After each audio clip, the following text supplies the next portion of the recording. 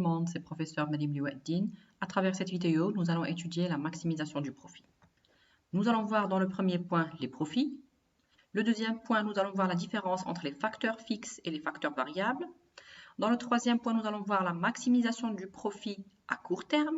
Et dans le quatrième point, la maximisation du profit à long terme. Donc le postulat, c'est que nous allons analyser la maximisation du profit d'une firme confrontée à des marchés concurrentiels, c'est-à-dire une firme qui est dans un marché où il y a de la concurrence. Elle est face à plusieurs concurrents. Donc, on appelle ceci une firme qui est en situation de price taker, c'est-à-dire que les prix des facteurs de production et des outputs sont imposés par le marché. Donc, l'entreprise, elle n'est pas seule sur le marché et donc elle n'est pas libre de fixer le prix qu'elle veut. Les prix sont imposés par le marché. C'est ce qu'on appelle la situation de price taker. Mais par contre, si l'entreprise elle est seule sur le marché, en situation de monopole, alors là, on parlera de price maker, c'est-à-dire que c'est elle qui va fixer le prix. Donc, voyons voir tout d'abord qu'est-ce que c'est que les profits. Donc, supposons que vous êtes entrepreneur, vous avez votre propre projet, entreprise ou firme. Comment vous allez savoir que votre firme a réalisé un bénéfice ou non? Supposons à la fin de la journée, vous voulez donc faire le compte. Comment vous allez déterminer est-ce que vous avez réalisé un bénéfice ou une perte? Tout simplement en faisant la différence entre les recettes et les coûts, c'est-à-dire la différence entre ce que vous avez gagné et entre ce que vous avez payé et supporté comme charge.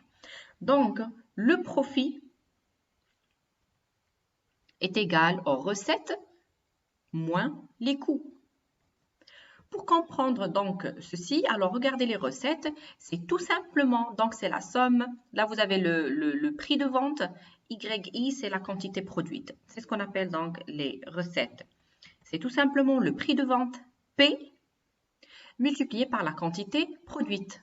Combien j'ai produit multiplié par le prix unitaire de chaque unité, moins les coûts, les charges. Donc WI c'est les prix des facteurs de production. Et XI, c'est la quantité du facteur de production. Alors, pour comprendre ceci d'une manière qui est très simple, supposons que nous avons un restaurant qui est spécialisé dans la production et la vente des pizzas. Donc, supposons que ce restaurant-là, il produit par semaine 200 pizzas. Il produit et il vend 200 pizzas et chaque pizza vaut 50 dirhams. Donc, si je veux calculer les recettes, combien gagne ce restaurant, tout simplement, je ferai donc la quantité produite, Y, multipliée par P, prix de vente. Et donc là, mes recettes, c'est 50 multiplié par 200 est égal à 1000. Donc, mes recettes, c'est 1000. Passons maintenant au coût de cette entreprise, bien de ce restaurant. Alors, pour préparer une pizza, il faut bien sûr de la matière première. Il faut des tomates, de la farine, 10 kg par exemple de chaque. Le prix des tomates 10 dirhams et de la farine également 10 dirhams. L'entreprise, le restaurant utilise également des employés, des cuisiniers, 2 cuisiniers. Le salaire par personne est de 300 dirhams par semaine. Donc, si je veux calculer mes charges, vous avez donc la matière première, la quantité qui sera multipliée par le prix, plus également le facteur travail multiplié par son coût. Donc, j'aurai 10 kg multiplié par 10, plus 300 dirhams multiplié par 2. Donc, ça fait, donc j'ai 700. Donc, si je veux calculer mon profit, je ferai tout simplement la différence entre les recettes et les coûts. 1000 moins 700, donc ce restaurant réalise un bénéfice de 300 dirhams par semaine. Donc maintenant, nous allons passer au deuxième point et nous allons apprendre à faire la différence entre les facteurs fixes et les facteurs variables. Donc les facteurs fixes, ce sont tous les facteurs qui sont utilisés à court terme. Et c'est des facteurs qui ne peuvent être utilisés qu'en quantité fixe. C'est des facteurs rémunérés, même si l'entreprise décide de ne rien produire. Si l'entreprise produit zéro, elle a des facteurs, bien des charges fixes à payer, comme par exemple la location ou encore les impôts. Si une entreprise produit 0 unité, elle doit tout de même payer des impôts, n'est-ce pas? Également pour le contrat de location. Donc, supposons que vous avez quitté votre appartement et vous êtes parti en voyage. Est-ce que vous allez dire au propriétaire, j'ai été en voyage, donc je ne peux pas vous payer? Non. Même si vous n'occupez pas les lieux, vous devez payer vos charges fixes, comme par exemple le loyer. Eh bien, c'est la même chose pour la firme. Même si elle produit zéro, elle doit par exemple payer les frais de location, le loyer mensuel ou encore l'impôt annuel. Donc, les facteurs fixes, ce sont des facteurs qui sont utilisés à court terme. Et donc, même si l'entreprise décide de ne rien produire, elle doit supporter des charges fixes. Alors, par contre, les facteurs variables, ce sont des facteurs qui sont utilisés à long terme. Et donc, à long terme, tous les facteurs sont variables. C'est-à-dire que, prenons l'exemple de l'impôt. L'impôt en 1940 n'est pas l'impôt en 2020. De même pour le loyer en 2000 n'est pas le loyer de 2020. Donc, tous les facteurs qui sont fixes à court terme, à long terme, varient. Donc, la firme peut utiliser différentes quantités d'un même facteur. Exemple, matières premières, eau, électricité, ce sont des facteurs variables, donc qui dépendent de l'activité de l'entreprise. Donc maintenant, nous allons passer au troisième point, c'est la maximisation du profit. Et donc, puisque nous venons de voir les facteurs fixes et les facteurs variables, les facteurs fixes existent à court terme, alors que les facteurs variables existent à long terme. Donc, nous allons voir également la maximisation du profit à court terme, où il y a des facteurs fixes, et à long terme, où les deux facteurs varient. Donc, pour comprendre le problème de maximisation du profit, donc nous allons voir donc l'input 2 qui est fixé. Qui est fixe, c'est-à-dire qu'on se situe à court terme. À court terme, on a des charges fixes, n'est-ce pas? Donc là, vous avez x2 qui est fixe. x2 bar, ça veut dire qu'on a un facteur qui est fixe. La fonction de production, donc f dépend de x1, du facteur de production 1, et du facteur de production 2, bar, qui est fixe. Le prix de l'output, donc chaque unité produite est vendue au prix P, et les prix des inputs, des facteurs de production, vous avez W1, c'est le prix du facteur X1, et W2, c'est le prix du facteur X2. Donc, le problème de maximisation s'écrit donc comme suit. Donc, je veux maximiser en fonction de X1, parce que là, X2, il est connu, il est fixe. Donc, la seule chose que je peux faire varier, c'est X1. C'est pourquoi là, j'ai la maximisation de X1. Donc, vous avez P, c'est le prix de vente. Fx1, x2, c'est l'output, c'est la fonction de production, c'est-à-dire la production en quantité, l'output. Donc, le prix fois la quantité produite, ça, c'est les recettes. Moins W1, c'est le coût du facteur de production. X1, c'est la quantité du facteur de production. De même, W2, c'est le prix du facteur de production 2. X2, c'est la quantité du facteur de production 2. Donc, ce terme-là, W1, X1, W2, X2, c'est les coûts de l'entreprise. Et ce terme-là, P multiplié par la fonction de production, c'est tout simplement les recettes. Donc maintenant, comme je vous ai expliqué, on a X2 qui est fixe et X1 qui varie. Donc si vous vous rappelez, dans le chapitre précédent, on avait dit que lorsque un facteur varie et l'autre reste fixe, on parle donc du produit marginal. Voilà, donc lorsque un facteur varie et un facteur reste fixe, on parle donc du produit marginal. Donc, faire la dérivée sur ce problème de maximisation, on va faire la dérivée par rapport à x1 parce que c'est le facteur qui varie. Donc, j'aurai donc le prix de vente, la dérivée de la fonction de production par rapport à x1, j'aurai donc le produit marginal 1. Ici, la dérivée par rapport à x1, j'aurai w1. x1 est égal à 1 et là, je n'ai pas de x1, donc je n'ai rien à dériver ici. Donc, vous avez le prix multiplié par le produit marginal moins W1. Donc, la simplification, le prix multiplié par le produit marginal est égal à W1. Donc, ce terme-là signifie, ou bien veut dire, c'est la condition du choix optimal du facteur 1.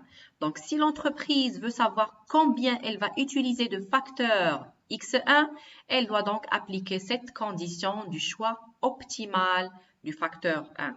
Donc, la valeur du produit marginal d'un facteur doit être égale à son prix. Donc, regardez, P fois PM1, c'est ce qu'on appelle la valeur du produit marginal qui est égale à son prix.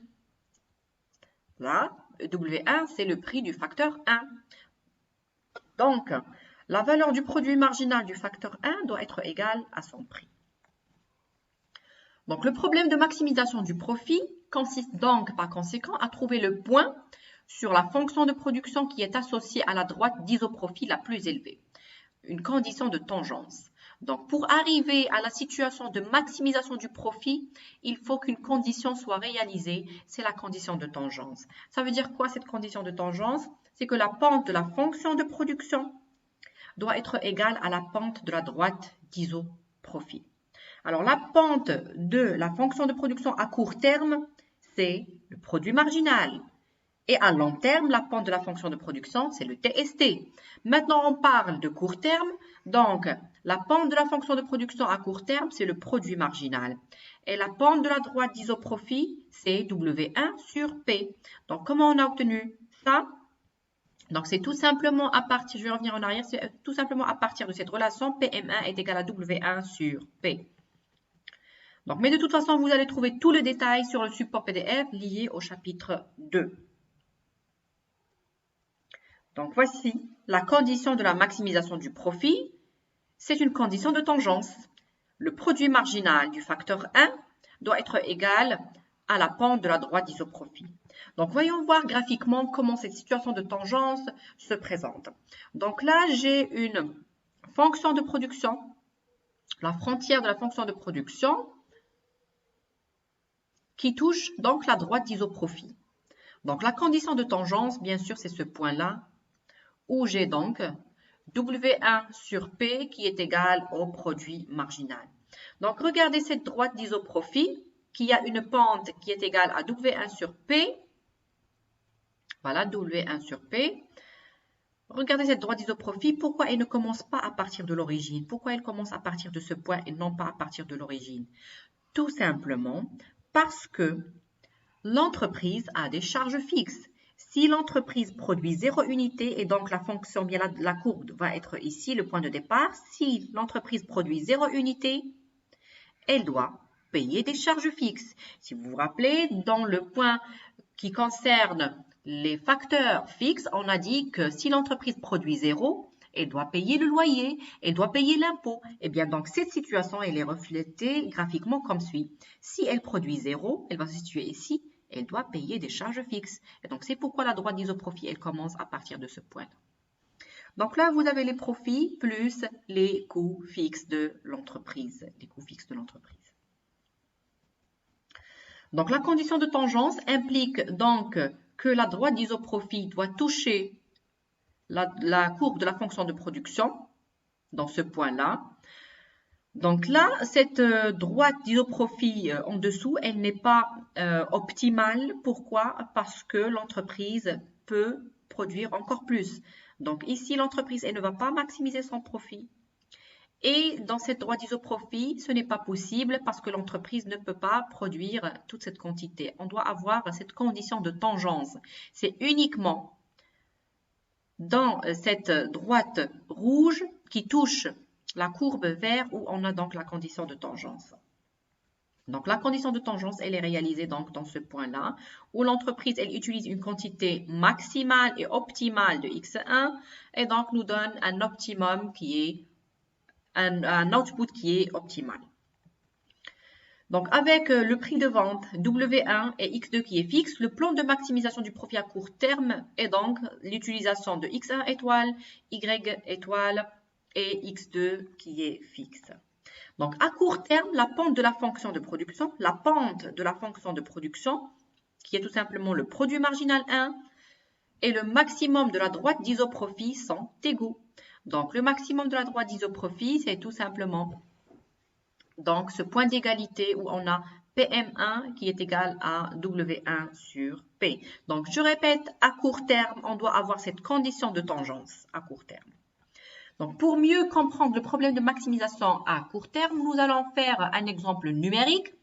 Donc, vous avez soit la fonction de production Y qui est égale à X1 à la puissance 1,5 multiplié par X2 à la puissance 1,5. Donc, vous avez Y, c'est l'output, c'est la quantité produite. Et chaque unité produite, elle est vendue à 4. Vous avez X1, c'est la quantité du facteur de production 1, dont le prix est 2. Donc, l'entreprise, elle achète X1 avec le prix de 2. Et X2, c'est la quantité du facteur de production 2 qui est acheté avec le prix de 1. Donc, pour acheter X1, je paye 2 et pour acheter X2, je paye 1. On se place à court terme, le facteur de production X2 est une constante. Donc, si vous vous rappelez bien, on a dit qu'à court terme, on a des facteurs fixes qui ne changent pas. Donc là, vous avez le facteur fixe, c'est X2. Donc X2, il est déjà donné dans l'énoncé. Regardez, X2 bar est égal à 1. Donc X2 ici est égal à 1 parce qu'on se situe à court terme. Donc la première question, c'est d'écrire le problème de maximisation de la firme à court terme. Et le deuxième point, c'est de déterminer le profit de court terme. Donc, on va procéder ensemble. Donc, le problème de maximisation de la firme s'écrit de cette manière. Il suffit juste de remplacer les données de l'énoncé dans leur place. Donc, vous avez le problème général de maximisation s'écrit de cette façon. P, c'est le prix de vente. Fx1, x2, c'est la fonction de production. W1, c'est le prix du facteur 1. X1, c'est la quantité du facteur 1. W2, c'est le prix du facteur 2. Et x2, c'est la quantité du facteur 2. Donc, P, c'est une donnée de l'énoncé. Je l'ai dans l'énoncé. P est égal à 4. X1, X2, la fonction de production, elle est donnée dans l'énoncé. X2, il est donné également dans l'énoncé. Je le remplace avec sa valeur qui est égale à 1. W1, c'est une donnée de l'énoncé qui est égale à 2. X1, je ne l'ai pas. Je dois déterminer la quantité de X1. Mais donc, W2, c'est une donnée de l'énoncé qui est égale à 1. Et X2, c'est une donnée également de l'énoncé qui est égale à 1. Donc, le problème de maximisation de cette firme s'écrit de cette manière. Je ne fais que remplacer les données. Donc, j'ai 4x1 à la puissance 1 demi moins 2x1 moins 1.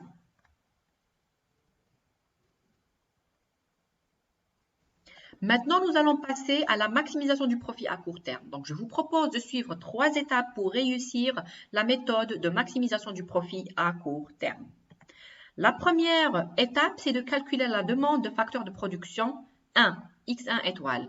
Donc, l'étape 1, je dois trouver x1 étoile, c'est-à-dire la quantité optimale du facteur de production 1.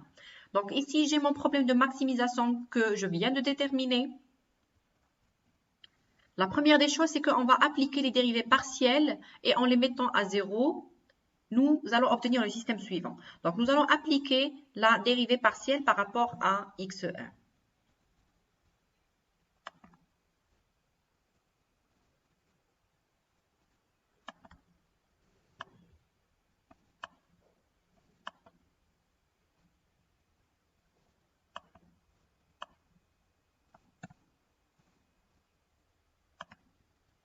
Donc, nous allons effectuer la dérivée partielle par rapport à x1. Donc, si je fais la dérivée par rapport à x1, j'aurai dans la première ligne 4 multiplié par 1 demi. Je fais descendre donc cette puissance 1 demi. Et bien sûr, x1, 1 demi moins 1 et moins 2. x1 va devenir est égal à 1 est égal à 0. Donc, voici donc ma dérivée partielle par rapport à x1. Donc, je vais simplifier 4 sur 2, x1, 1 demi moins 1, ça fait moins 1 demi, moins 2 est égal à 0. Donc, 4 sur 2, ça fait 2. 2x1 à la puissance moins 1 demi, qui est égal à 2. Je place 2 de l'autre côté. Et donc, j'aurai x1 à la puissance moins 1 demi, qui est égal à 1.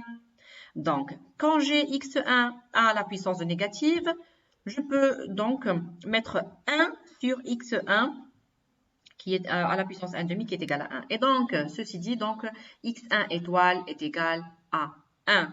Donc, la demande en facteur de production 1 est égale à 1. Donc, cette firme-là, elle va utiliser une unité du facteur de production 1 pour avoir une production qui est optimale. Donc, la deuxième étape, c'est de calculer l'output maximal, y étoile. Donc, on vient de déterminer x1 étoile qui est égal à 1 et on sait dans l'énoncé que x2 bar est égal à 1. Je ne ferai donc que remplacer dans la fonction de production. Ici, c'est ma fonction de production. Et bien donc, je vais remplacer x1 par la valeur que je viens de trouver. Et x2, c'est une donnée de l'énoncé. Donc, y étoile est égal également à 1. Donc, maintenant, après avoir déterminé x1 étoile, y étoile, maintenant, nous allons calculer le profit maximal. La forme générale donc, du profit, nous savons qu'elle est sous cette forme-là. Prix de vente fois la quantité produite moins les coûts. Donc, je vais uniquement remplacer dans une première étape. P, c'est une donnée de l'énoncé. Y, c'est la fonction de production. D'accord? Moins 2x1, moins 1. Donc, j'ai 4, le prix de vente, multiplié par la quantité de x1 qui est égale à 1, moins 2, multiplié donc par la quantité que je viens de trouver, x1 moins 1. Et donc, le profit est égal à 1. Voilà. Donc, x2 est égal à 1. Voilà, c'est pourquoi donc je l'ai écrit. Donc, et voici donc la méthode de calcul du profit à court terme. Maintenant, nous allons modifier les deux inputs et nous allons passer à long terme. Dans le court terme, on a modifié x1, c'était lui qui variait, mais pour x2, c'était une donnée fixe. Maintenant, je dois déterminer x1 et x2. Donc, étant donné qu'aucun input n'est fixe, il n'y a pas de coût fixe. Donc, à long terme, il n'y a pas de coût fixe, il y a uniquement des coûts qui sont variables. La maximisation du profit à long terme.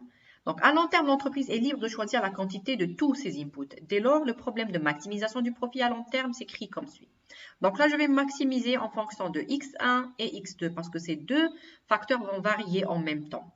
Par contre, à court terme, on avait uniquement x1 qui variait. Alors là, j'ai x1 et x2 qui varient en même temps. Toujours le prix de vente multiplié par la quantité produite moins les coûts. Ici, c'est les recettes et là, c'est les coûts. Donc, c'est le problème de maximisation à long terme. Il s'écrit de cette façon.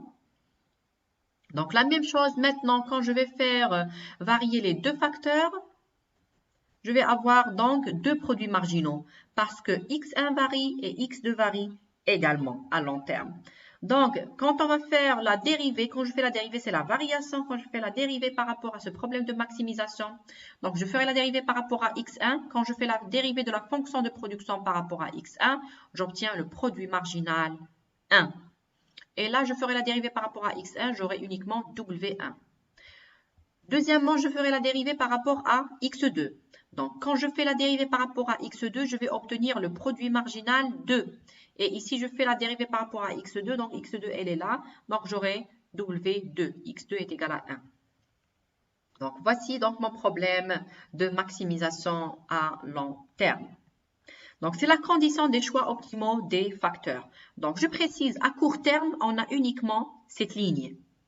Mais à long terme, on a donc deux lignes parce que les deux facteurs de production varient. Donc, la valeur du produit marginal de chaque facteur doit être égale à son prix. La valeur du produit marginal 1 doit être égale à W1 et la valeur du produit marginal 2 doit être égale à W2. Donc, à l'optimum, les profits de l'entreprise ne peuvent pas augmenter si la quantité d'un input se modifie. Les équations s'appellent les courbes de demande de facteurs. Donc, un concept à retenir, à bien retenir. Alors, ces deux termes-là, ces deux équations s'appellent les courbes de demande de facteurs. Les courbes de demande de facteurs. Donc, pour appliquer ceci et pour pouvoir maximiser le profit à long terme, nous allons procéder avec un exemple numérique. Donc, nous allons prendre la fonction de production y qui est égale à x1 à la puissance 1 sur 3 multiplié par x2 à la puissance 1 sur 3. Y, c'est l'output.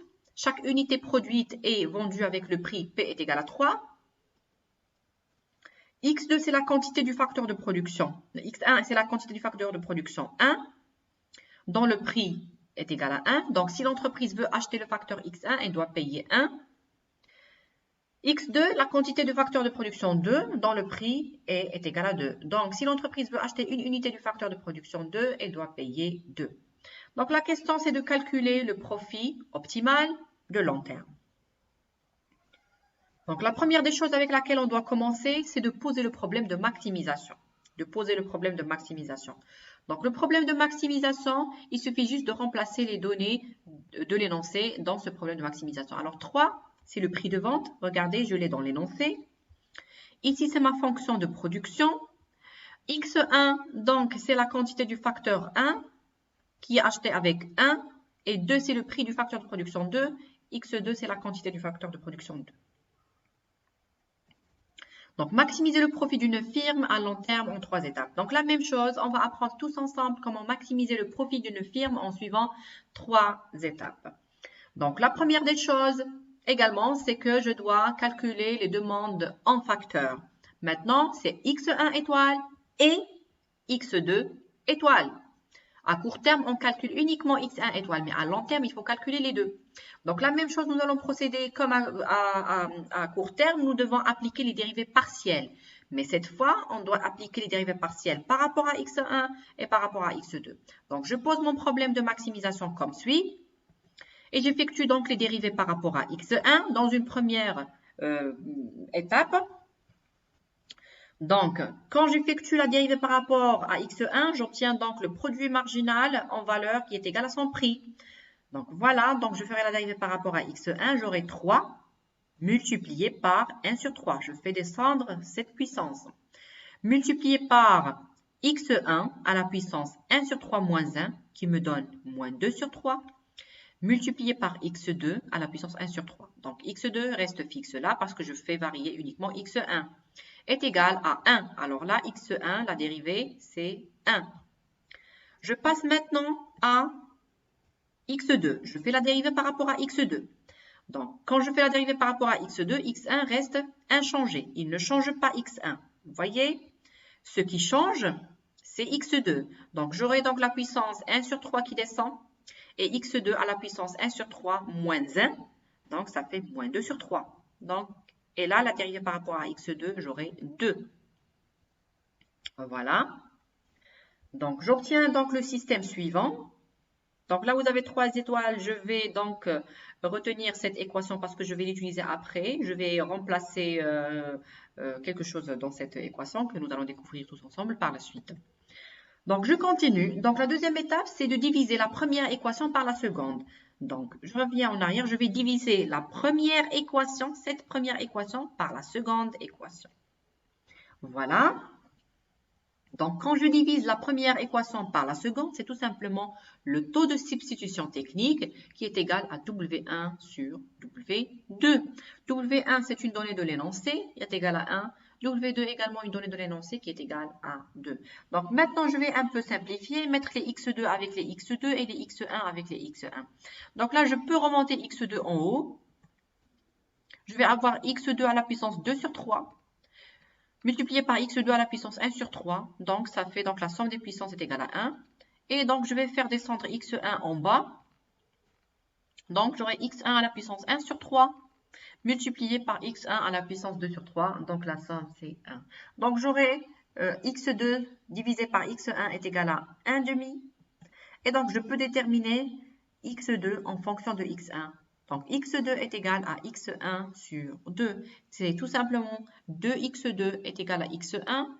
Et donc X2 est égal à 1 sur 2. Est égal à pardon, X1 sur 2. Voilà. Donc maintenant, la troisième étape, c'est de remplacer ce que j'ai trouvé ici dans l'équation précédente ou dans n'importe quelle équation. Par exemple, je vais la remplacer donc dans l'équation précédente. Voilà. Donc, j'ai X1 à la puissance moins de 3 multiplié par X2. Alors que je connais maintenant la valeur de X2. C'est X1 sur 2. Je vais donc la remplacer ici. À la puissance 1 sur 3 est égale à 1. Donc, je vais un peu simplifier. Alors, 3 sur 3, ça fait 1. Donc, j'ai X1 à la puissance moins 2 sur 3 multiplié par X1 sur 2, le tout à la puissance 1 sur 3. Voilà. Donc, maintenant, je vais simplifier également. C'est X1 à la puissance moins 2 sur 3 multiplié par X1 à la puissance 1 sur 3 qui est égal à 2 à la puissance 1 sur 3. Donc, je vais passer 2 de ce côté-là. 2 multiplié par 1 est égal à au reste multiplié par 1. Donc là, je ferai donc la somme des puissances.